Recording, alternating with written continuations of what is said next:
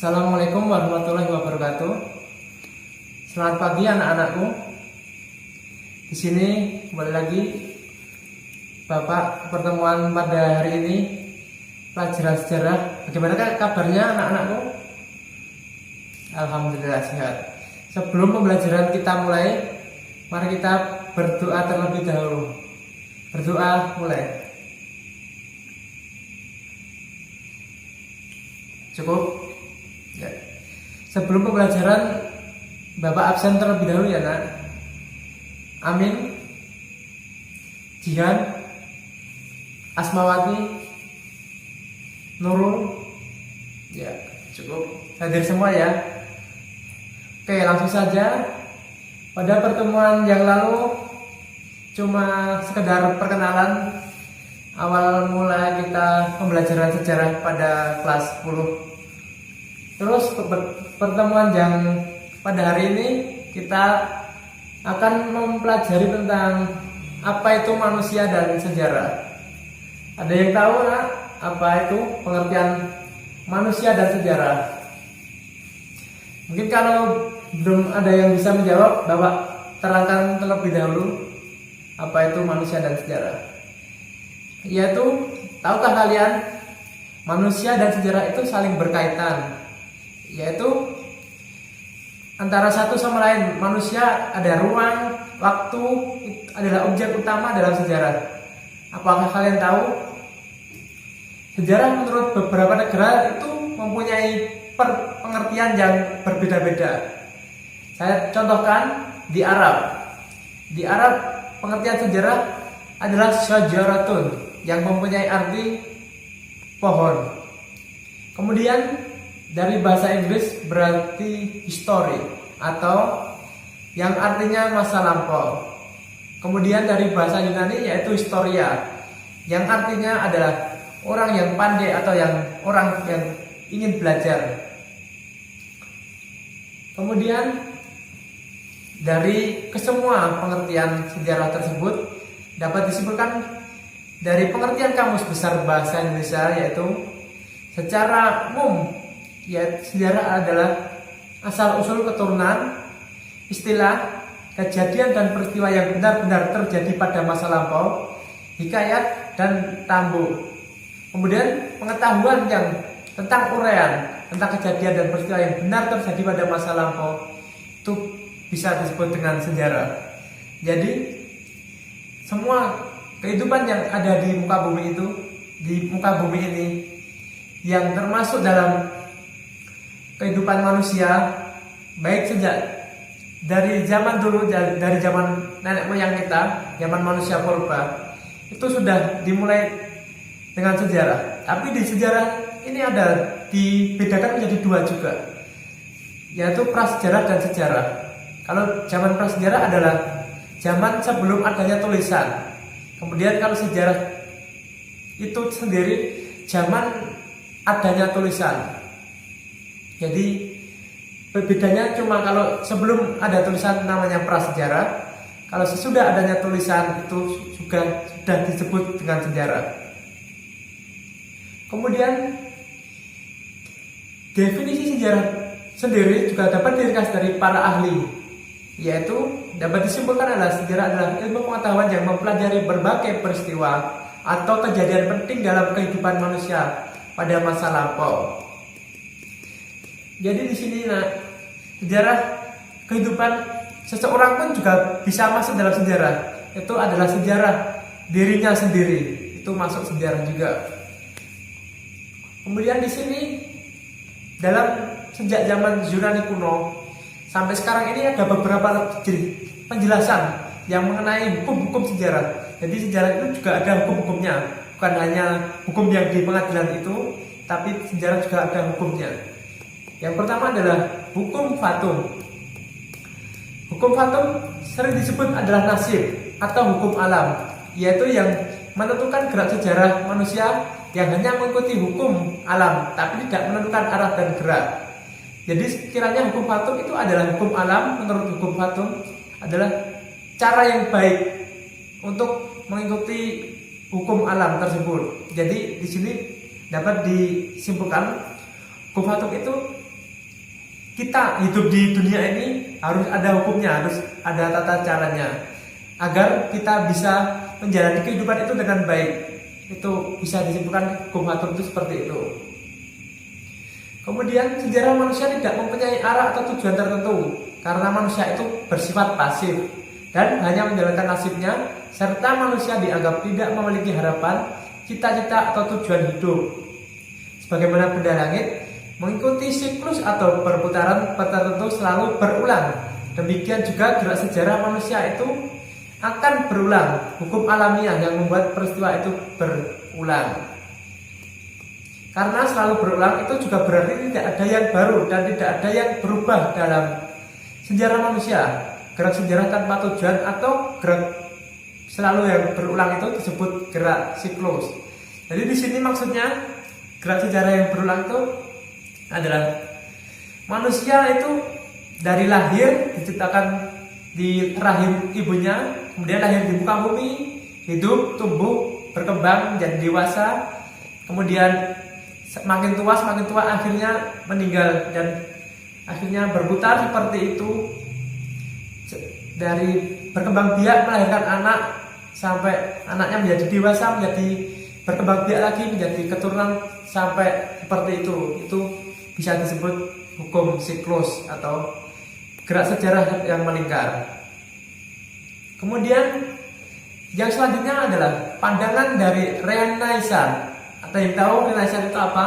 Nah, Renaissance itu adalah zaman pencerahan di Eropa pada zaman Eropa kuno. Menurut pandangan ini, manusia adalah penggerak sejarah yang bertujuan mewujudkan perubahan dan kemajuan, yaitu para pemikir Renaissance yang dipelopori oleh kaum humanis ini percaya bahwa rasio dapat melakukan segalanya dan lebih penting daripada iman akan Tuhan.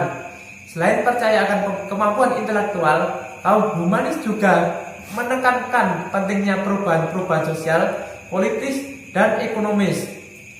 Pandangan sejarah bahwa manusia dunia ini penting dan rasio untuk menentukan gerak sejarah dan nasibnya sendiri untuk mencapai puncaknya pada abad ke-18 di Eropa pada zaman yang disebut zaman pencerahan atau zaman Al-Clarum, yaitu pada tahun 1660 sampai 1700. Jadi di sini pada zaman kuno tersebut di Eropa, kenapa kok zaman pencerahan?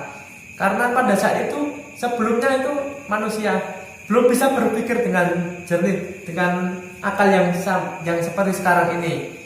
Kemudian setelah dipandang ada yang dipelopori oleh bahwa rasio dapat menentukan segalanya tersebut, jadi manusia bisa berpikir dengan lebih kritis, lebih jernih lagi pikiran manusianya. Jadi bisa disebut juga di Eropa itu adalah awal dari peradaban kemajuan di dunia ini. Kemudian ada semboyannya juga ya, yaitu spirit order, yang berarti beranilah berpikir sendiri.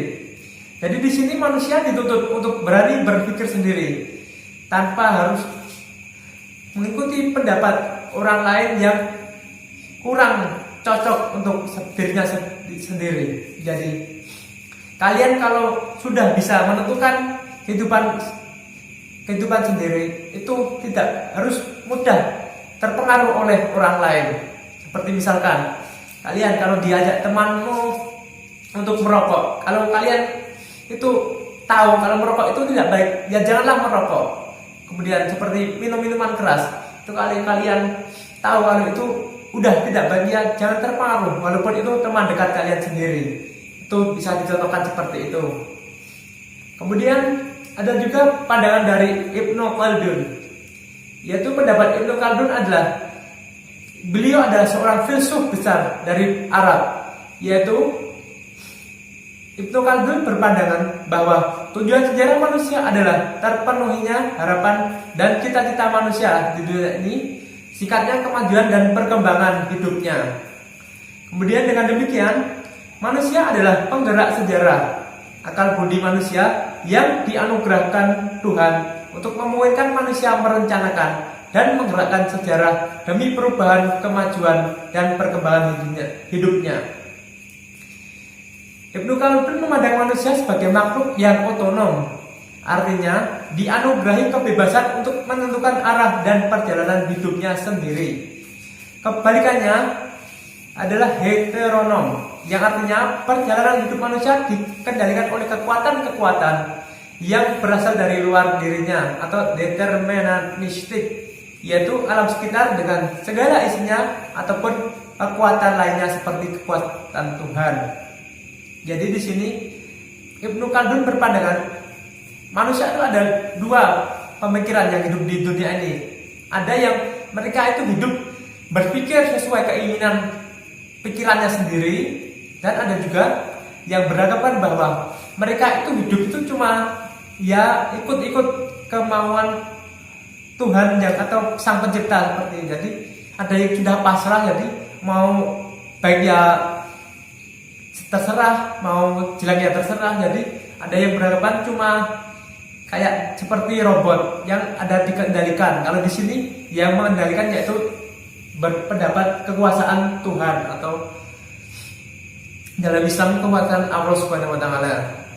Kemudian ada juga pandangan dari materialisme historis, yaitu pandangan yang merupakan inti dari aliran Marxisme, yang menyatakan bahwa sejarah manusia itu digerakkan oleh pertentangan antara kaum proletariat atau kaum buruh yang tidak memiliki sarana produksi seperti tanah, mesin, modal, dan kelas-kelas kapitalis.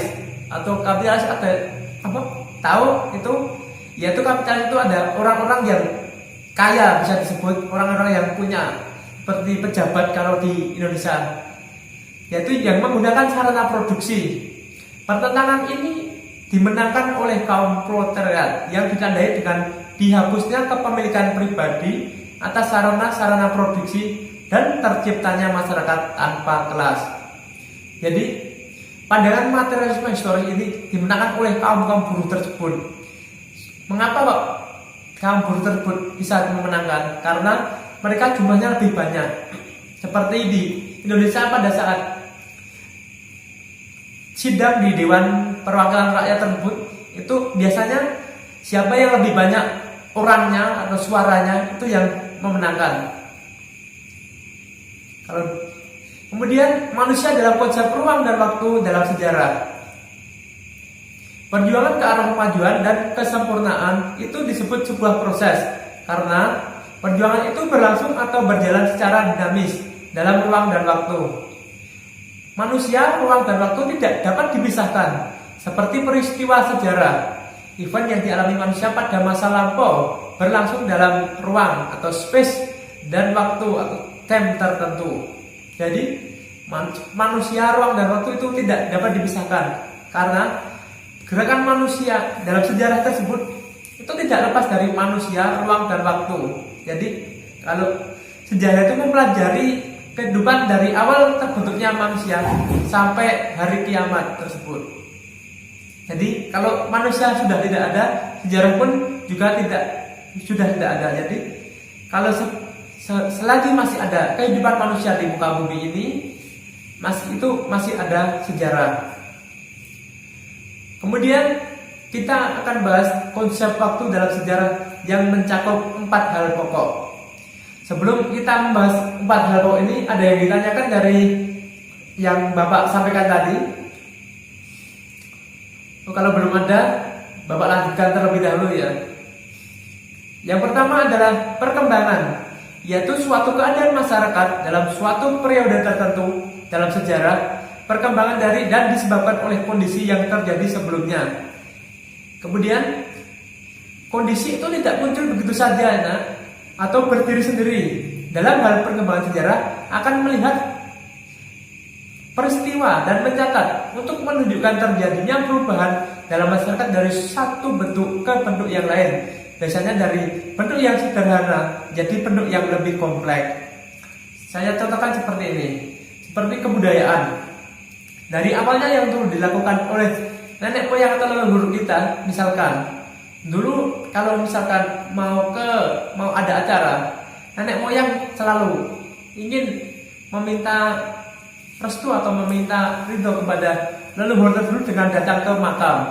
Jadi itu kalau disekap ini masuk ke dalam kebudayaan, itu tidak dapat dipisahkan dalam perjalanan hal-hal yang harus dilestarikan seperti saat ini. Kemudian ada juga orang-orang yang menganggap bahwa, saya contohkan di agama Islam, orang yang menganggap yang itu hal-hal yang syirik, ada hal-hal yang musyrik itu tidak boleh dilakukan. Tetapi kalau dalam sejarah itu bisa membedakan mana yang masuk ke agama dan mana yang masuk ke dalam kebudayaan. Jadi tidak boleh dicampurkan. Kemudian ada juga kesinambungan, yaitu suatu kondisi yang terkadang tidak melahirkan kondisi baru, melainkan tetap diwariskan atau diteruskan karena dianggap baik oleh suatu masyarakat. Dengan kata lain, kondisi tersebut misalnya praktik sosial tertentu menunjukkan terjadinya kesinambungan atau konstitutivitas. Kemudian ada juga pengulangan, yang artinya fenomena ini yang telah terjadi sebelumnya terulang kembali pada sesudahnya dan masa sekarang. Jadi pengulangan tidak berarti peristiwa yang berulang, melainkan fenomenanya saja. Sebuah peristiwa sejarah itu unik dan tidak dapat diulang atau hanya terjadi sekali, dan tidak ada lagi peristiwa lain yang sama persis dengan peristiwa yang terjadi pada waktu tertentu. Inilah yang dimaksud pengulangan itu. Saya contohkan yaitu peristiwa tentang lengsernya Presiden Soeharto pada tahun 1998. Jadi pada tahun 1998 Presiden Soeharto itu lengser karena desakan masyarakat. Para mahasiswa aktivis seluruh masyarakat Indonesia demo ingin menjatuhkan atau melengsarkan rezim dari Orde Baru tersebut, yang dianggap karena kondisi ekonomi di Indonesia itu sudah krisis moneter, krisis sudah tidak karuan lagi, harus adanya perubahan atau reformasi. Kemudian Soeharto akhirnya pun mengundurkan diri, akhirnya menyerah. Oleh karena itu belum tentu besok akan terulang kembali. Karena kalau sekarang ini ingin melengsarkan presiden saja, harus ada aturan-aturan hukum yang dapat dijalankan. Tidak bisa langsung seperti demo tersebut bisa melengsarkan presiden, tidak bisa. Harus ada aturan hukum seperti di Dewan di Senayan sana. Kemudian yang terakhir adalah perubahan, artinya masyarakat membentuk praktik yang baru dan berbeda sama sekali dengan praktik sebelumnya. Hal itu terjadi karena praktik lama dinilai tidak memadai lagi atau ketinggalan zaman untuk menunjang kemajuan dan rata-rata dan tata kehidupan. Seperti dicontohkan seperti saat ini. Dulu kalau ada orang yang meninggal, masyarakat harus kayak ada ritual-ritual, khususnya di Jawa. Islam di Jawa tersebut ada sortana, ada 1000 hari, 7 hari, 100 hari, 1 tahun dan 2 tahun. Kalau sekarang dengan adanya perubahan zaman sekarang ini, itu yang hal-hal yang dianggap kurang bermanfaat dan kurang dianggap dalam agama juga tidak ada tuntunannya.